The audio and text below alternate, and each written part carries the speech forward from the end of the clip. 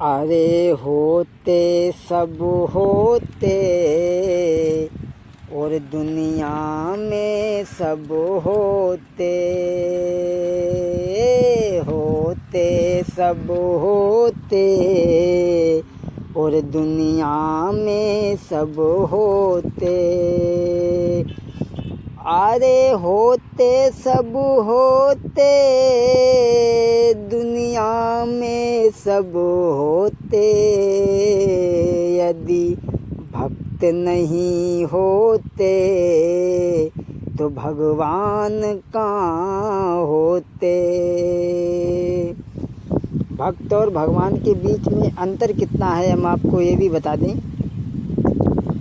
भक्त कहता है मुझे रामचरण प्यारे हैं, राम कहते हैं मुझे भक्त भजन प्यारा है।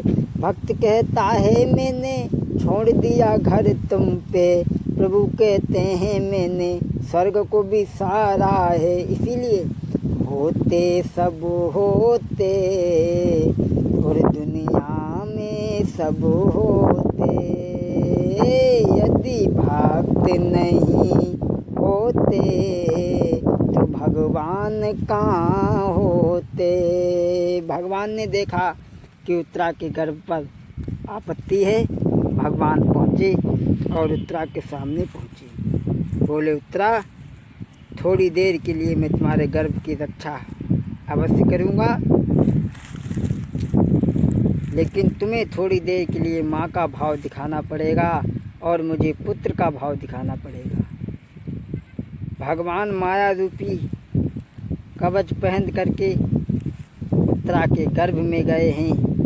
देखा तो वो बाण जो गर्भ में बालक है उसे जला रहा है। भगवान ने अपने चक्र के द्वारा उस बाण को शांत किया है। इस तरीक़ा से भगवान ने उत्तरा के गर्भ की रक्षा की। धीरे धीरे जब कुछ समय बीता तो उत्तरा के गर्भ से बड़े ही सुंदर बालक ने जन्म लिया और इसका नामकरण संस्कार हुआ तो उसका नाम पड़ा परीक्षत। अब भाव है तुम्हारो परीक्षत महाराज जन्म। जब परीक्षत धीरे धीरे बड़े हुए, कुछ समझदार हुए, तो ये बच्चा चारों तरफ को देखता था कि जिस रूप ने हमारी गर्भ में रक्षा की है, हमें सब कोई तो दिखाई दे रहा है, लेकिन जिस रूप ने हमारी रक्षा गर्भ में की थी वो रूप हमें नहीं दिखाई दे रहा है।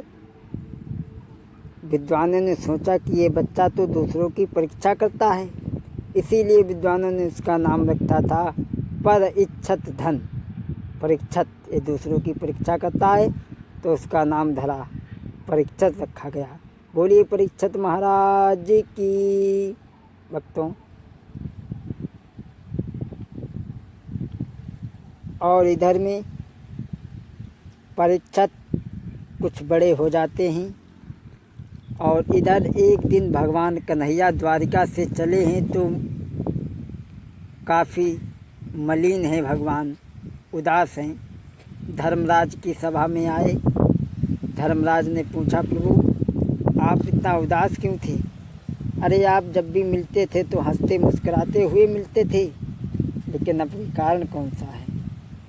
भगवान कहने लगे, धर्मराज अब द्वापर का समय जा रहा है, अब कलयुग आ रहा है, इसलिए तुम्हें राज्य अपने नाती को दो और तुम द्रौपदी के सहित पांचों पांडव हिमालय की कंदराओं में चले जाओ, भजन करो। उसी समय धर्मराज ने, पांचों पांडवों ने अपने नाती परीक्षत को बुला करके राजगद्दी दे दी और वहाँ का राजा बना दिया और पांचों पांडव द्रौपदी सहित हिमालय की कंदराओं में भजन करने चले गए। तो कौन सा समय था भक्तों? अरे द्वापर का अंत समय था, कलयुग की बारी आई थी। द्वापर का अंत समय था, कलयुग की बारी आई थी। मानो सुख सूरी डूबता था, दुख में अंधियारी छाई थी। पांचों पांडव चले जाते हैं। जब पांचों पांडव भजन करने के लिए चले जाते हैं, इधर परीक्षित राजा बन गए। और जब राजा बन गए तो परीक्षित ने एक दिन सोचा कि मैं राजा बन गया और मैं आज अपने राज्य में चल कर के देखूँगा कि हमारे राज्य में कौन सुखी है कौन दुखी है। अगर बंधुओं जिस राजा के राज्य में प्रजा दुखी है तो उससे बड़ा कोई अधर्म नहीं है।